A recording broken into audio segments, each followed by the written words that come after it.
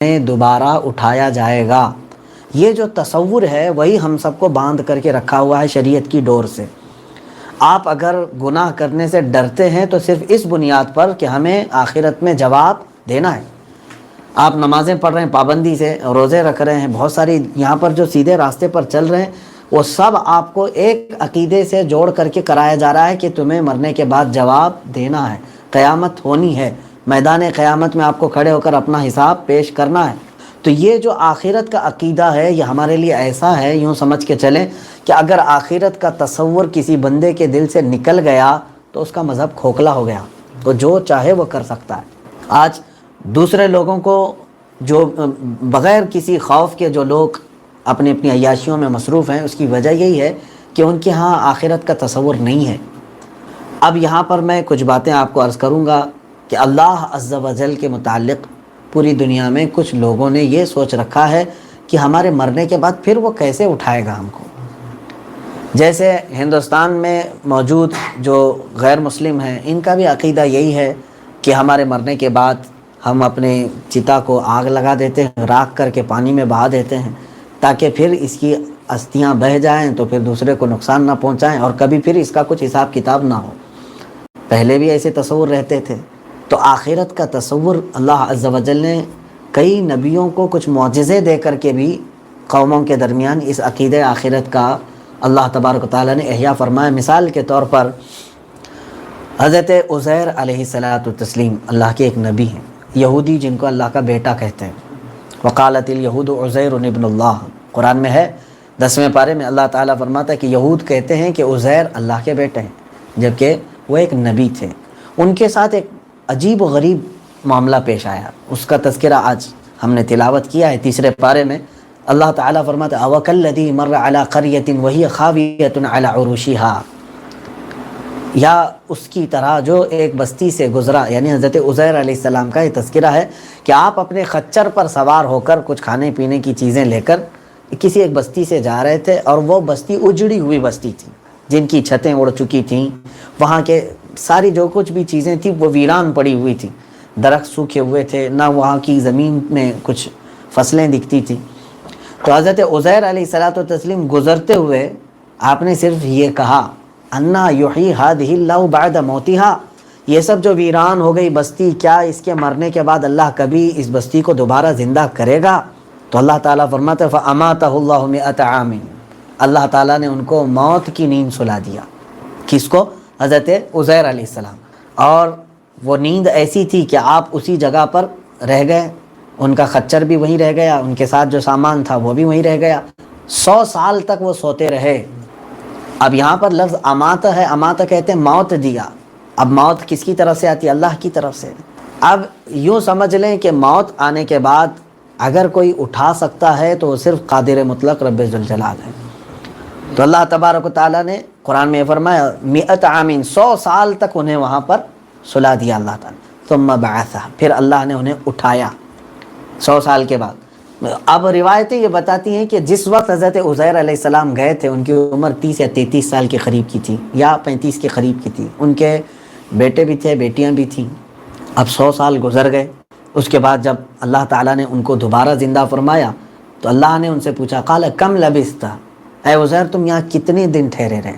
انہوں نے جواب میں کہا لبثت یوما او بعد یوم، میں شاید ایک پورا دن سویا ہوں یا آدھا دن سویا ہوں۔ اللہ تعالیٰ نے فرمایا بل لبثت 100 عام، نہیں اے عزیر تم 100 سال تک یہاں پر ٹھہرے رہے۔ فانظر الی طعامک و شرابک لم یتسنہ، دیکھو تمہارے ساتھ جو کھانا پانی تھا اس کی کیا حالت ہو گئی، کہاں ہے وہ؟ اور تمہارے گدھے کو دیکھو، تمہارے خچر کو دیکھو، اس کی ہڈیاں تک پگھل گئی ہیں۔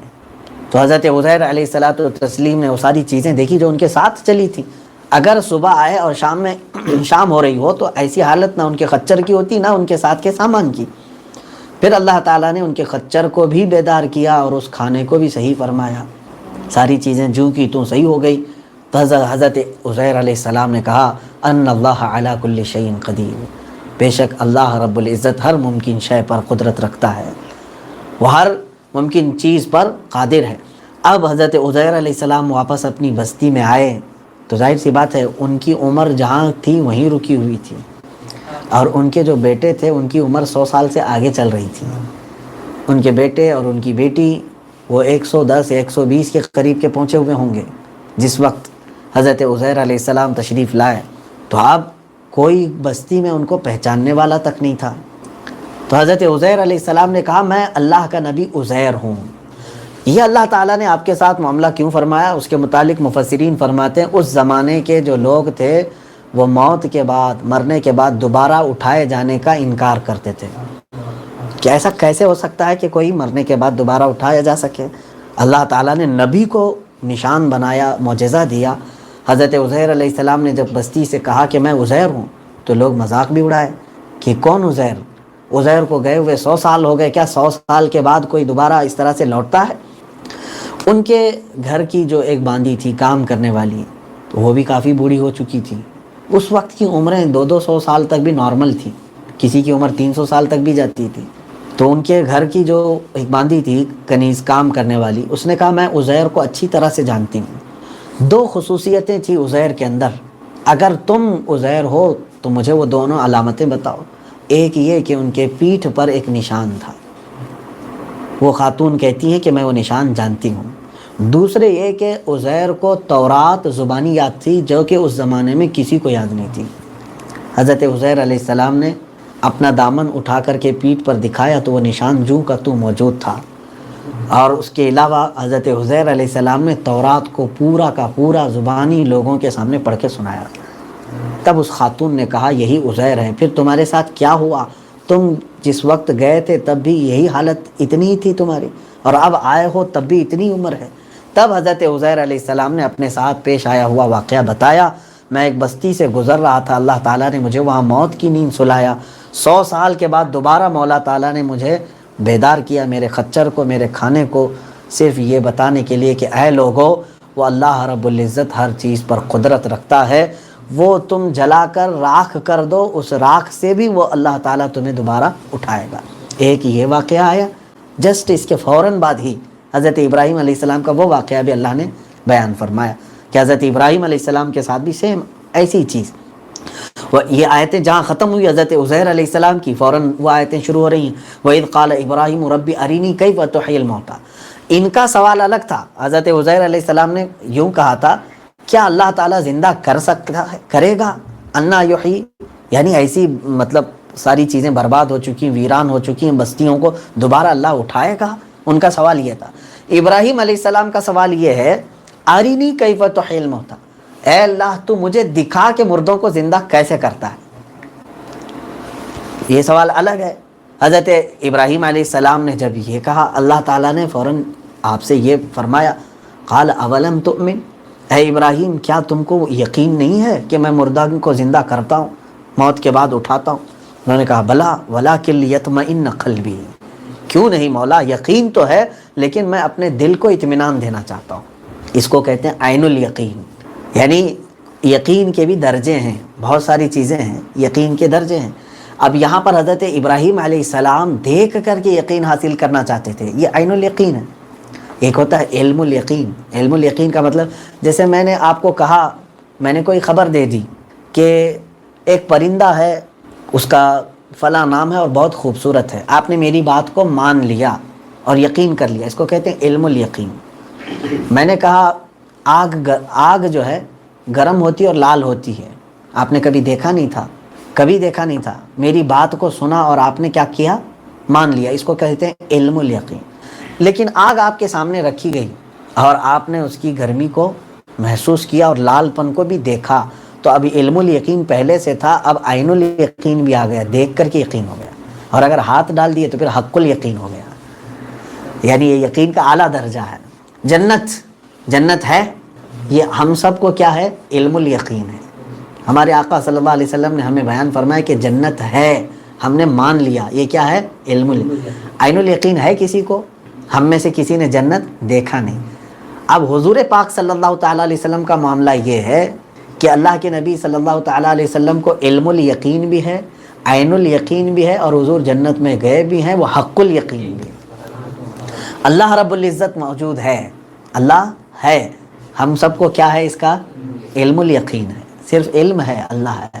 لیکن میرے آقا صلی اللہ علیہ وسلم کو عین الیقین بھی ہے، میرے رب کو انہوں نے دیکھا بھی ہے اور محسوس بھی کیا ہے شب معراج میں، وہ حق الیقین۔ تو اسی طرح سے یہ مردوں کو زندہ کرنے والا جو معاملہ ہے، حضرت ابراہیم علیہ السلام نے یہ کہا مولا مجھے یقین تو ہے کہ تو مردوں کو زندہ کرتا ہے، لیکن میں دیکھنا چاہتا ہوں، عین الیقین چاہتا ہوں۔ تو اللہ تعالیٰ نے فرمایا فخذ، رب تبارک و تعالیٰ کی منشا اور اس کی مصلحتیں وہی بہتر جانتا ہے۔ تم 4 پرند کے ذبح کرو، قیمہ بنا کر چاروں پرندوں کو ملاؤ، پورا ان کا قیمہ ایک دوسرے سے ملاؤ اور 4 حصے کر کے 4 پہاڑوں پر گوشت رکھ کر کیا، ایک لمبا پروسیس تھا۔ دیکھنا ہے تو کچھ محنت کر کے دیکھو۔ تو جب حضرت ابراہیم علیہ السلام نے اسی طرح سے کیا اور اس کے بعد اللہ تعالیٰ نے فرمایا ثم ادعوہن، پھر ان کو بلاؤ، ان کا نام لے کر کے بلاؤ۔ حضرت ابراہیم علیہ السلام نے بلایا تو ان پرندوں کا گوشت بھی مل چکا تھا، ایک دوسرے کا گوشت پورا مکس ہو چکا تھا، لیکن ہوا میں وہ گوشت اڑا اور جس کا گوشت تھا اس کے جسم میں جا کر کے وہ فٹ ہوتا رہا، اور بغیر سر کے وہ پرندے اڑتے ہوئے آئے اور جس کی منڈی جہاں تھی، جس کا منہ جہاں تھا، اس سے جڑ گئے اور زندہ ہو کر چلنے لگے۔ یہ معجزہ حضرت ابراہیم علیہ السلام۔ اب یہ پورا کیا ہوا؟ یہ عین الیقین، حضرت ابراہیم علیہ السلام نے اپنے سامنے ہوتے ہوئے یہ دیکھا۔ اب اللہ تبارک و تعالیٰ کی بارگاہ میں حضرت ابراہیم علیہ السلام نے یوں کہا اے مولا مجھے علم تو تھا ہی، لیکن آج دل کو قرار آ گیا کہ یقیناً تو مرنے کے بعد لوگوں کو زندہ کرتا ہے۔ اب یہاں پر حضرت ابراہیم علیہ السلام نے جو 4 پرندے لیے تھے ان کے متعلق صوفیاء کاملین نے بھی نقل فرمایا، مفسرین نے بھی فرمایا ہے کہ وہ 4 پرندے، اس میں ایک مرغا تھا، ایک کبوتر تھا، ایک کوا تھا، ایک مور تھا۔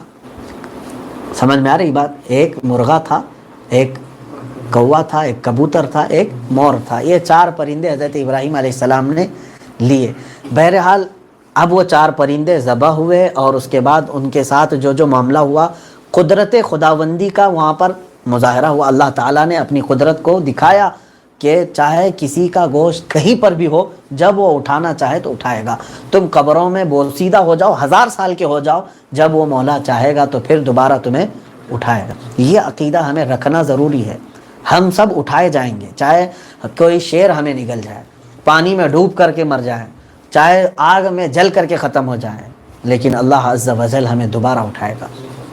آج بھی بہت ساری چیزیں ایسی، سائنس کے ایجادات ایسی ہیں کہ پلین جو کریش ہوتے ہیں سب ختم ہو جاتا ہے، لیکن اس میں ایک بلیک باکس کچھ ہوتا ہے، اس کے ذریعے سے وہ پورے کے پورے حادثے کے معلومات لے لیتے ہیں۔ چاہے پلین پورا جل کر خاک ہو جائے، لیکن وہ جو بلیک باکس ہے اس کے ذریعے سے ان کو پورے معلومات مل جاتی ہیں۔ اسی طرح سے اللہ عز و جل نے ہماری ریڑھ کی ہڈی میں ایک حصہ ایسا رکھا ہے جو ہمیشہ اس میں سارا ریکارڈ، جس کو ڈی این اے سمجھ لیں آپ، وہ ویسے ہی رہے گا۔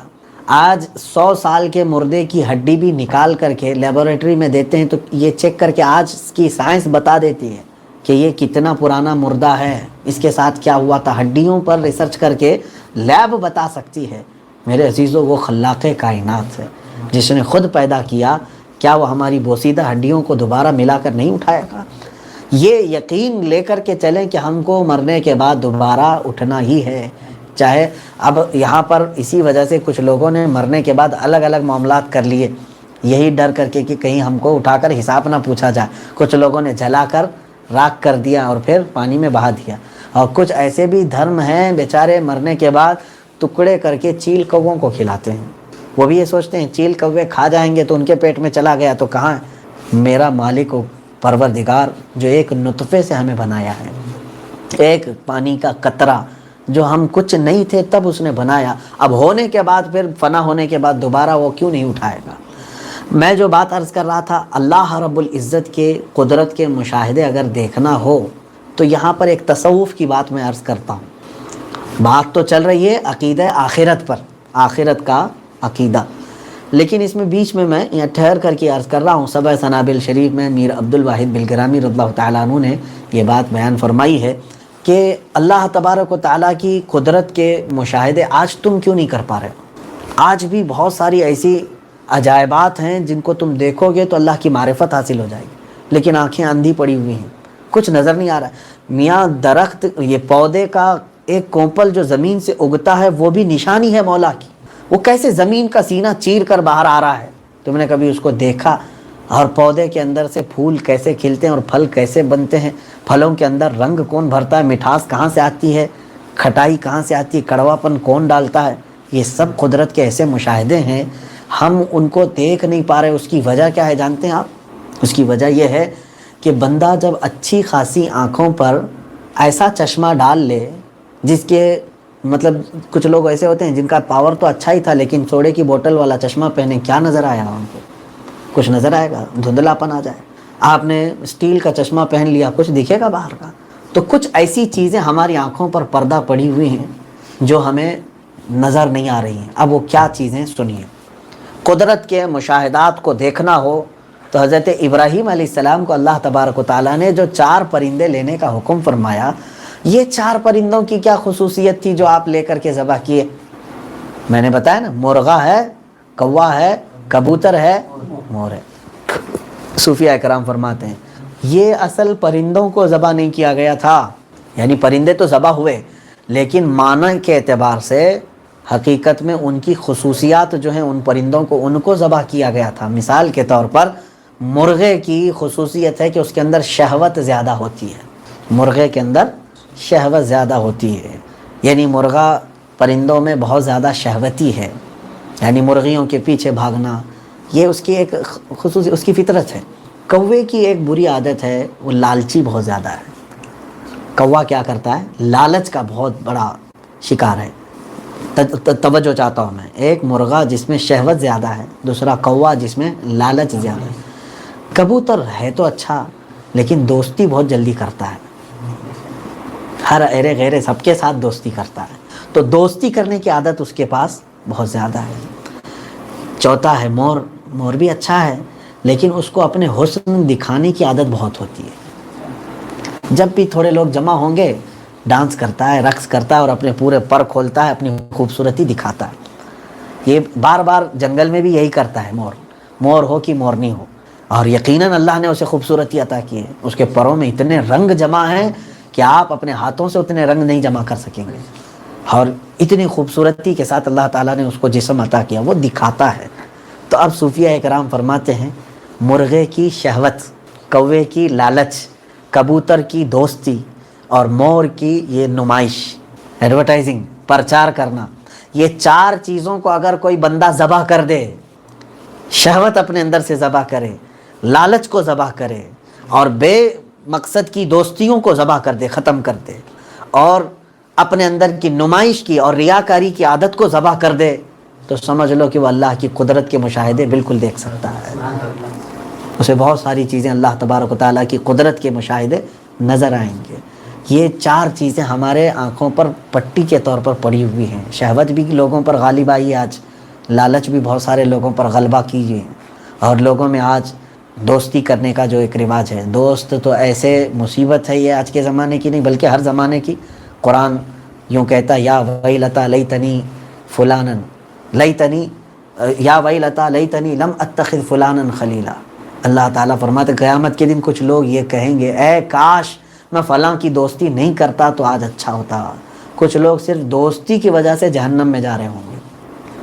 آج دیکھ نہیں رہے ہیں بیچارہ کسی ایک آدمی کو کرونا افیکٹ ہوا لیکن دوست کتنے تھے ان کو بھی پکڑ کے لے جا رہی پولیس، کون کون ان سے بات کیا ان کو بھی اٹھا کے لے جا رہی ہے، اور کچھ لوگ آج پچھتا رہے کاش میں اس کو میسیج بھی نہیں کیا ہوتا تو اچھا ہوتا، مجھے کوارنٹائن کر دیے۔ تو بہرحال میں یہ نہیں کہتا کہ دوستی نہیں ہونی چاہیے، بلکہ دوست اسے بنائیں جو تمہاری آخرت کا تمہیں یاد دلائے، دوست اسے بنائیں جو تمہارے اخلاق و کردار میں تمہاری تربیت کر سکے، دوست وہ نہیں جو تمہیں یاد خدا سے غافل کر دے اور عیاشیوں کے اڈے پر لے جائے، خود بھی بہک جائے اور خود دوسروں کو بھی بہکائے۔ عزیزان گرامی وقار، یہ 2 چیزیں میں نے عقیدہ آخرت کے متعلق عرض کی، اور اللہ تعالیٰ نے قرآن عظیم میں جگہ جگہ پر جہاں پر اللہ پر ایمان لانے کا حکم ہے، من آمن باللہ، آپ دیکھیں گے اس کے بعد آتا ہے والیوم الآخر۔ کئی آیتوں میں یہ ہے جو اللہ پر ایمان لایا اور آخرت پر ایمان لایا، یہ 2 بہت بنیادی چیزیں ہیں۔ اگر آپ نے ذہن سے یہ بات نکال دی کہ آخرت کچھ نہیں ہے، معاذ اللہ کافر ہو گئے۔ آخرت ہونا ہے۔ میں اسی بات کو آج آپ کے سامنے بھی لے کر کے عرض کروں گا کہ میرے عزیزو، ہماری زندگی میں جتنا بھی وقت چل رہا ہے، یہ گھڑی کے کانٹے جو ہٹ رہے ہیں، یوں سمجھ لو کہ ہمارا یعنی کاؤنٹ پوری طور پر ہو رہا ہے. اور ہمارا عقیدہ یہ ہے کہ مرنے کے بعد جب ہم قبر میں سوتے ہیں وہ کتنے سال کا عرصہ ہوگا وہ اللہ بہتر جانے. جس کو عالم برزخ کہتے ہیں وہ خود ایک عذاب ہے. وہ خود ایک عذاب ہے کہ قبر کی زندگی اتنی سخت ہوتی ہے. بعض لوگوں نے یہ کہا کہ جو دنیا میں عیش کرتا رہا قبر کی زندگی اس کے 1 منٹ 1 سال کے برابر گزر رہی ہوگی. یہ لاک ڈاؤن سے ہی سمجھ میں آ رہا ہوگا. دوسرے دنوں میں دن ایسے گزر جاتے تھے پتہ ہی نہیں چلتے تھے, لیکن آج قید کر کے رکھے ہیں تو نہ دن کٹ رہا ہے نہ رات کٹ رہی ہے. سونا ہے کیا ہے. یہاں تو پھر بھی ابھی آپ کے ساتھ رشتہ دار ہیں بات کرنے کے لیے, موبائل ہے, ٹی وی ہے, بہت ساری چیزوں سے وقت گزار رہے ہیں. قبر میں کون آئے گا تمہارے پاس؟ نہ وہاں دن کٹتا ہے نہ رات کٹتی ہے. تو وہ ایک لمبی زندگی عالم برزخ کی. لیکن ہمارا عقیدہ یہ ہے کہ ایک دن ایسا آئے گا جو 50,000 سال کے برابر کا ہوگا, جس دن اللہ تعالیٰ آدم علیہ السلام سے لے کر قیامت تک آنے والے سارے انسانوں کو جمع فرمائے گا. اور وہ اس کا عدل ہے. اس دن اللہ تعالیٰ اعلان فرمائے گا کہ کہاں ہیں سارے لوگ, جمع ہو جائیں اور اپنا اپنا کیا ہوا سب سنائیں. نامہ اعمال جس کو ہم سمجھتے ہیں 4 پیج ہوں گے 5 پیج ہوں گے ہم کو دے دیں گے, نہیں, بلکہ حدیث پاک میں ہے ایک بندے کے نامہ اعمال کتابوں میں آئیں گے. اس کی کتنی کتابیں ہوں گی؟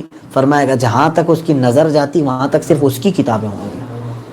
اور وہ بندہ چیخ کر کے کہے گا اے اللہ کیا یہ کتاب کیسی تو نے میرے پاس دے دیا, اس میں نہ کسی چھوٹی چیز کو چھوڑا نہ کوئی بڑی چیز چھوڑا ہے, سب کچھ اس میں آ گیا ہے. اب وہاں پر یہ جو تمام معاملات ہیں میں کیوں سنا رہا ہوں کہ اگر آپ کو یہ تصور نہیں رہے گا قیامت کا تو پھر جسم جو ہے ہمارا دنیا کے فضولیات میں, لغویات میں, عیاشیوں میں پڑ جائے گا. جب بھی تمہیں کسی چیز کی خواہش ہو رہی ہو برے کام کی, یہ سوچ کر کے چلو تھوڑا اور صبر کر لوں, میرے لیے جنت کا شربت تیار ہے. تھوڑا اور میں صبر کر لے جاؤں, میرے لیے اللہ نے جنت کی حوریں رکھی ہیں. اگر تم نے یہاں کی عورتوں پر اپنا دل دے بیٹھا اور ان کے پیچھے گناہ کر لیے, سمجھ جاؤ کہ آخرت کے تمام حسن سے تمہیں محرومی ہوگی. تم وہاں کی ساری قربانیاں دے رہے ہو صرف 4 دنوں کی زندگی کے لیے. جنت کا جوان ایسا ہوگا کہ اسے 100 مردوں کی طاقت دی جائے گی. تم نہ جنت میں بوڑھے ہوگے نہ بیمار ہوگے, تمہارا حسن کبھی ختم نہیں ہوگا. یہاں اگر کچھ بھی کر لو, ساری دوائیں معجونیں طاقت کی سب حاصل کر لو, مشکل سے میرے خیال سے کسی عورت کے ساتھ تم 10 سال 15 سال جی لو گے جو عیش کے ہوں گے. اس کے بعد پھر بڑھاپے کے ہی دن ہیں, طاقت کی کمزوری الگ, جسم کا حسن کا گرنا الگ. یہ تمام معاملات تو یہاں یہ فانی جسم کے ساتھ ہمارے ساتھ ہوتے ہی رہیں گے. حیرت ہے ان لوگوں پر جنہوں نے اپنے آخرت کو یہ 4 دن کی زندگی پر قربان کر دیا, وہ بڑے خسارے میں ہیں. انہی کے لیے اللہ نے فرمایا والعصر ان الانسان لفی خسر, زمانے کی قسم انسان گھاٹے میں ہے. اللہ فرما رہا ہے انسان گھاٹے میں ہے. اولئک الذین اشتروا الضلالۃ بالہدی, یہ وہ لوگ ہیں جنہوں نے گمراہی کو خرید لیا ہدایت کے بدلے میں. کتنے بیوقوف ہیں ایسے لوگ. میں یوں سمجھ آپ کو بتا دوں, آپ اس شخص کے بارے میں کیا کہیں گے, اس شخص کے بارے میں کیا کہیں گے, آپ کے ہاتھ میں 2 روپے کی ایک چاکلیٹ تھی, 2 روپے کی ایک چاکلیٹ تھی, آپ نے اس کو اتنا سجایا اور کہا کہ اس میں ایسی چیزیں ہیں, فلاں ہیں, وہ ہیں, یہ ہیں. آپ نے اس کو ملمہ سازی کر دی, بیان بات کرنے کا آپ کے پاس فن تھا. بیچارہ ایک بھولا آدمی آیا, اس نے پوچھا کہ کیا ہے یہ, کہا ایک چاکلیٹ ایسی ہے جو تم کو جوان کر دے گی, تم کو فلاں کر دے گی, وہ کر دے گی. کتنے کی ہے؟ آپ نے کہا 1 لاکھ روپے کی. 1 لاکھ روپے کی. اس بندے نے 1 لاکھ روپے دے دیے اور آپ نے اس کو 2 روپے کی چاکلیٹ پکڑائی. آپ نے اس کو بیوقوف بنایا کہ نہیں بنایا؟ اور میں سمجھتا ہوں وہ کتنا بڑا بیوقوف ہے جو اتنی بڑی رقم 1-2 روپے کی چاکلیٹ پہ دے دیا اور واپس لایا اس چاکلیٹ میں کچھ بھی نہیں تھا. سیم ایسی ہی ہے دنیا. یہ ساری چیزیں ایسے دکھاتی ہے, یہ جتنے بھی ہماری زندگی کے طور طریقے ہیں یوں ہمیں بتاتی ہے کہ بھائی کیا کرنا ہے. نہیں, زمین تو لینا ہے, گھر تو بنانا ہے, اتنا وہ کرنا ہے, اور یہ تمام چیزیں جمع کرنا ہے, بینک بیلنس ہونا ہے. ارے یہ نہیں ہے تو کیسے چلے گا, ویسے چلے گا. تو بندہ بیچارہ اپنی نمازیں چھوڑ دیتا ہے, اپنی آخرت کی لاکھوں نہیں کروڑوں نہیں اربوں کی قیمت کی جنت کو چھوڑ دیتا ہے اور اس کے پیچھے لگ جاتا ہے. کتنا بڑا خسارہ ہے, کتنا بڑا گھاٹا ہے. اسی لیے آخرت کا تصور جس کے ذہن سے نکل گیا تو وہی لوگ ہیں جو آج آوارہ ہیں, لغویات میں پڑے ہوئے ہیں. میں سمجھتا ہوں ہمارے بچے جوان سب سے میں کہوں گا موت کی دستک عنقریب آنے والی ہے تمہارے گھر پر بھی. یوں سمجھ کر کے چلو ہمیشہ تمہاری گردن کے پیچھے ملک الموت ہے تیار، کسی بھی دن وہ تمہیں دبوچ لے گا۔ موت کا فرشتہ تمہارے آگے پیچھے ہے، تمہاری روح نکالنے کے لیے وقت ذرا بھی نہیں لگے گا۔ ایک بندے کی روح نکالنے کے لیے انہیں زیادہ وقت نہیں لگتا۔ عزیزان گرامی وقار، یہ تمام باتیں میں نے عقیدہ آخرت کی اس لیے عرض کی کہ آج اکثر لوگ اپنے زندگی میں اتنے مست ہو چکے ہیں کہ ان کو یہ یاد بھی نہیں رہ گیا کہ ان کو بھی مرنا ہے، ان کو بھی جانا ہے، ان کو بھی اللہ رب العزت کے حضور کھڑا ہونا ہے۔ لہٰذا ان تمام چیزوں کو اللہ تبارک و تعالی ہمیں اصلاح کی توفیق عطا فرمائے۔ ہمارے آخرت کا تصور جب تک رہے گا، میں ہمارے خاندانی بزرگ تھے، ان کے متعلق میرے والد ہمیشہ کہتے تھے، کوئی بھی کچھ کہتا تھا تو وہ صرف اتنا کہتے تھے، آخرت سے ڈرو، آخرت سے ڈرو کہ تمہیں حساب دینا ہے۔ وہ کسی کو بھی کچھ بھی بولتے، بچوں کو بھی ڈانٹتے تو یوں کہتے تھے کہ بیٹا تو ایک دوسرے کے ساتھ تم جھگڑا کر رہے ہو، آخرت سے ڈرو، اللہ کے پاس تمہیں حساب دینا ہے۔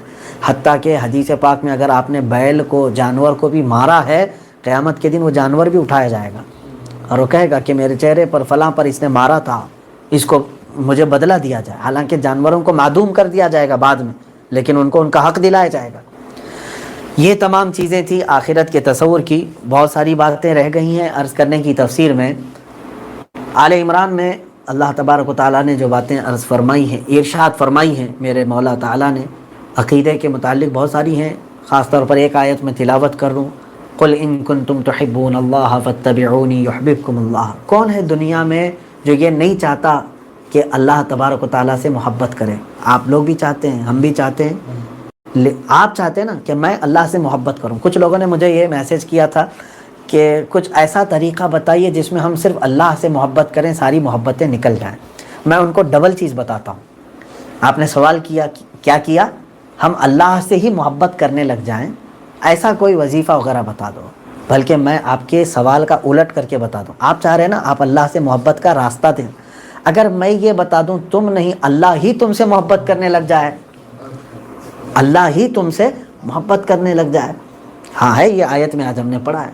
اللہ تعالیٰ یوں فرماتا ہے، قل ان کنتم تحبون اللہ، اے محبوب آپ فرما دیں کہ اگر تم چاہتے ہو کہ اللہ سے تم محبت کرو تو ان سب سے کہو فاتبعونی، اے لوگوں میرے پیچھے چلو۔ حضور صلی اللہ علیہ وسلم کو حکم ہوا کہ آپ اپنے غلاموں سے کہیں کہ میرے پیچھے چلیں، حضور کے پیچھے چلیں۔ تو کیا ہوگا؟ جو حضور کے پیچھے چلا، یحببکم اللہ، اللہ ان سے محبت کرے گا، اللہ ان سے محبت کرے۔ ان کے جو ہم غلام تھے، خلق کے پیشوا رہے، ان سے پھرے جہاں پھرا، پھرائی کمی وقار میں۔ اسی کو اس آیت کا یوں سمجھ لیں، اس آیت کا ایک شعر میں ترجمہ اگر دیکھیں گے تو اقبال نے یوں کہا ہے، ہاں حضور صلی اللہ تعالیٰ علیہ وسلم کی اس محبت کو اگر میں شعر میں یعنی ترجمہ قرآن کو بتاؤں تو یوں سمجھ لیں، مشہور زمانہ شعر اقبال کا کہ کی محمد سے وفا تو نے تو ہم تیرے ہیں۔ اللہ تعالیٰ فرما رہا ہے کہ محمد سے وفا تو نے تو ہم تیرے ہیں۔ یہ جہاں چیز ہے کہ اللہ و قلم تیرے، سب کچھ تیرا ہے۔ حضور اکرم صلی اللہ علیہ وسلم کے پیچھے جو چلا، پوری کائنات اس کے لیے نرم بنا دی جاتی ہے۔ تاریخ میں ایسے بہت سارے غازیوں کو ہم نے پڑھا ہے، بہت سارے شہداء کو پڑھا ہے، بہت سارے اولیاء کو ایسا پڑھا ہے کہ جو حضور صلی اللہ علیہ وسلم کی محبت میں فنا ہو گئے، اللہ نے پوری دنیا ان کے پیچھے لگا دی، ان کے تذکرے کبھی ختم نہیں ہوتے۔ ہمارے ہندوستان میں عطائے رسول بھی ہیں، عاشق رسول بھی ہیں۔ سلطان الہند غریب نواز رضی اللہ تعالیٰ عنہ عطائے رسول، حضور کی محبت میں وہ فنا تھے۔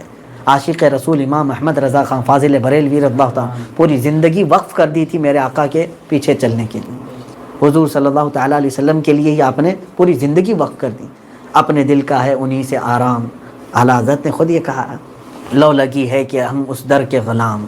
تو میرے عزیزو، حضور صلی اللہ تعالیٰ علیہ وسلم کے پیچھے چلنے کا مطلب یہ نہیں ہے کہ یا رسول اللہ صبح شام کہتے رہیں اور پھر اعمال میں یہود و نصارہ کی طرح کرتے رہیں۔ اس کا مطلب پیچھے چلنا نہیں ہوا۔ اب مثال کے طور پر آپ یہاں آ کر کے ہمارے سامنے ہاتھ چوم رہے ہیں، بڑی محبت سے حضرت حضور کرتے ہیں اور پھر پیچھے جا کر کے ہمارے قتل کا منصوبہ بناتے ہیں، تو اس کو کیا کہیں گے؟ منافق شخص ہے۔ عمل میں کچھ لوگ نفاق کرتے ہیں۔ رسول کریم صلی اللہ تعالیٰ علیہ وسلم سے محبت کی بات کرنے والا حضور کی کسی بھی ادا سے کبھی نفرت نہیں کر سکتا۔ میرے آقا صلی اللہ تعالیٰ علیہ وسلم کے شکل مبارکہ سے کبھی نفرت نہیں کرتا۔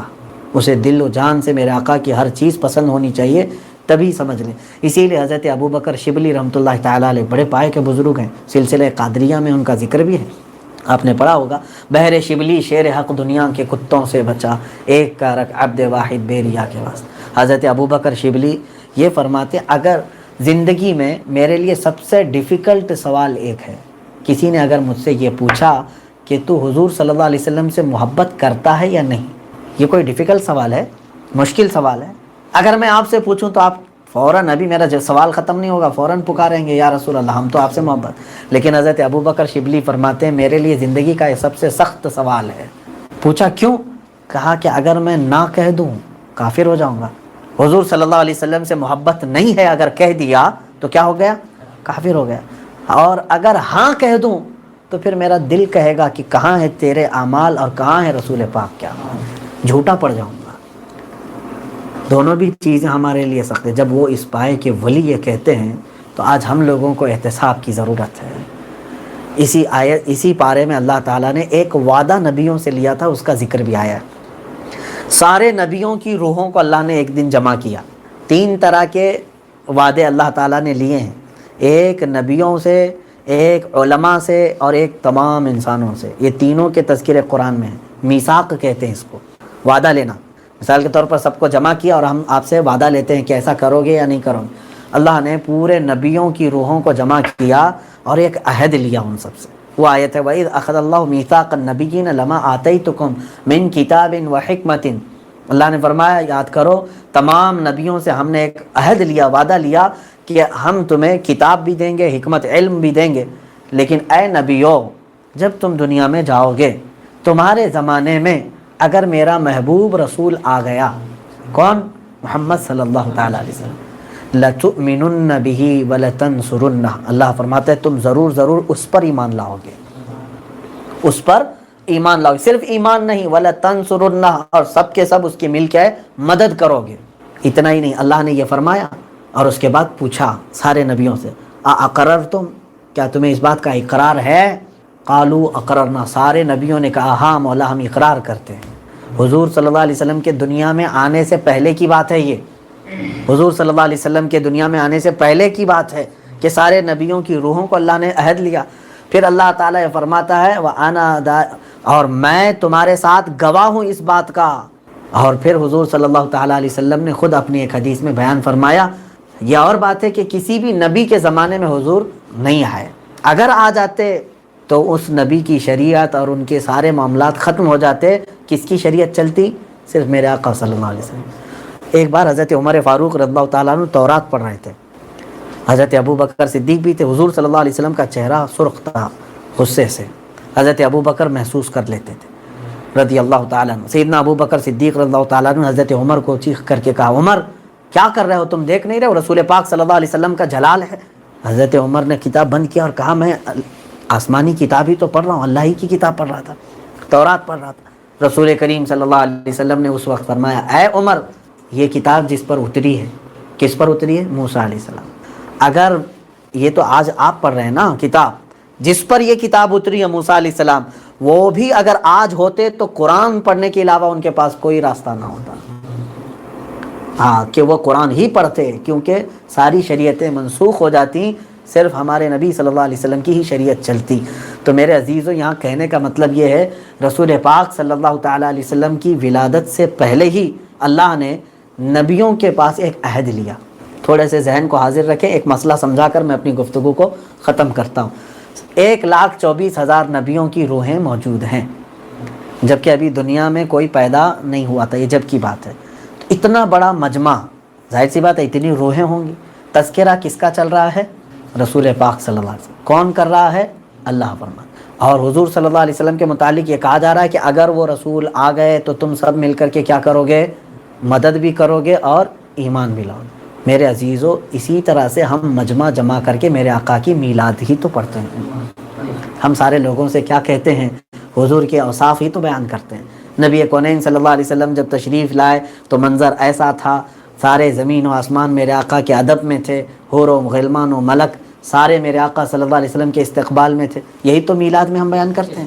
تو حضور کی ولادت کا ذکر کرنا در حقیقت قرآن پاک میں اللہ نے فرمایا یہ خود رب تبارک و تعالیٰ کی سنت ہے۔ اور وہ بھی سب سے پہلی حضور کی میلاد کہاں بیان ہوئی ہے؟ نبیوں کے مجمع میں، اور بیان کرنے والا کون ہے؟ اللہ رب العزت۔ تو یہ سمجھ کر کے چلیں، رسول کریم صلی اللہ علیہ وسلم کی میلاد کی محفل اگر ہو رہی ہو تو بیان کرنے والا رب تعالیٰ کی سنت ادا کر رہا ہے، اور سننے والے سارے نبیوں کی سنت پر عمل کر رہے ہیں۔ یہ میلاد کے لیے جھگڑے چل رہے ہیں کہ کہاں سے ہے، وہاں سے ہے، یہاں سے، قرآن پڑھیں آپ کو سمجھ میں آئے گا۔ بہرحال ہم ہیں الحمدللہ، ہمارے لیے تو اتنا ہی کافی ہے کہ وہ جہنم میں گیا جو ان سے مستغنی ہوا، ہم رسول اللہ کے جنت رسول اللہ، بلکہ ہے خلیل اللہ کو حاجت رسول اللہ کی، عرش حق ہے مسند رفعت رسول اللہ کی، دیکھنی ہے حشر میں عزت رسول اللہ کی۔ تو بہرحال ہم یہ سمجھ کر کے چلیں کہ اللہ کے حبیب صلی